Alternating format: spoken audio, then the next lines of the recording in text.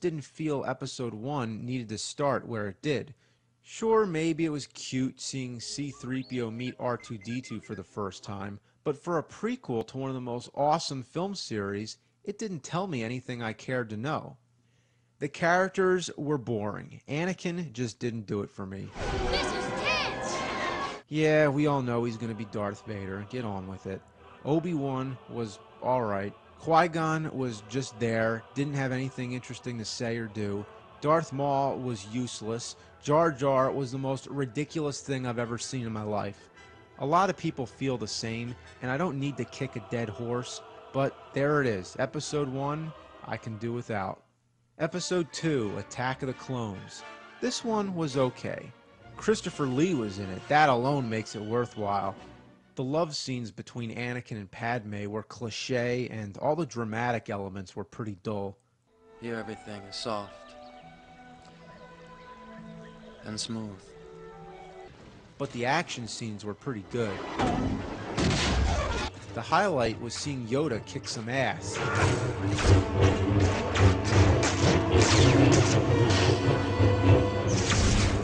Other than that, I really don't have much to say about this one. It was entertaining, but nothing special. So, there you go. Shortest review ever. Episode 3, Revenge of the Sith. This one was pretty damn good. I was surprised. It redeemed the whole prequel trilogy. It was as if Lucas had 2 strikes and then a home run. Sure, there's some things to nitpick, like some of the dialogue. You're so beautiful. It's only because I'm so in love. No, no, it's because I'm so in love with you. But this one's got it where it counts. There's a lot of action, but this time it complements the story. The battle between Obi-Wan and General Grievous, the duel between Yoda and the Emperor, and the final lightsaber battle with Obi-Wan and Darth Vader were all riveting. Each scene felt important, rather than just flashy effects for the mere spectacle of it. This time, I just cared more what was going on.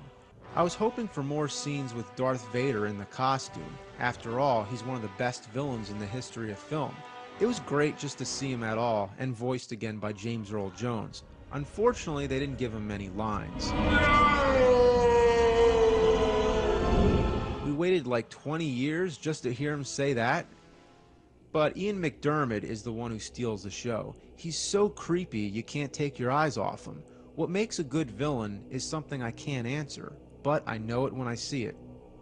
As a prequel, it was more satisfying than I could have possibly expected. I love how dark it gets at the end and how it segues into episode 4, which now we can fully grasp why it's called A New Hope. It was great to have that Star Wars feeling one more time, and for it to tie so nicely with the original trilogy. Children growing up today now have 6 Star Wars films to watch, which makes me wonder what the younger generations are going to think. Episode 1 will no longer have the hype it once had, which means new audiences will have a fresh new look, and may even like it. Speaking of which, does that mean they'll watch episode 1 first? If you're a mom or a dad, have you thought about how you want to expose these movies to your kids? Will you show them in chronological order, or the order they were made? Will you show them the special editions first, or the original unaltered trilogy? Will you let them see it their own way, or the way you first saw them? For audiences in 1980 seeing The Empire Strikes Back for the first time, it was a complete shock to find out Darth Vader was Luke's father. He told me you killed him. No. I am your father. That was one of the greatest movie twists of all time, but today's audiences have a completely different perspective. If you saw episodes 4 through 6 first, it makes Vader out to be a badass villain, and in the end, it was more powerful to me to see him turn good. But now, seeing how the first 3 episodes focus on Anakin, it makes him out to be more tragic. Either way, future generations are going to have completely different point of views, and that's the same way that Star Wars took classic stories that have been retold through the ages. It started before any of us can remember, and it'll go on till the end of time. May the Force be with you, always.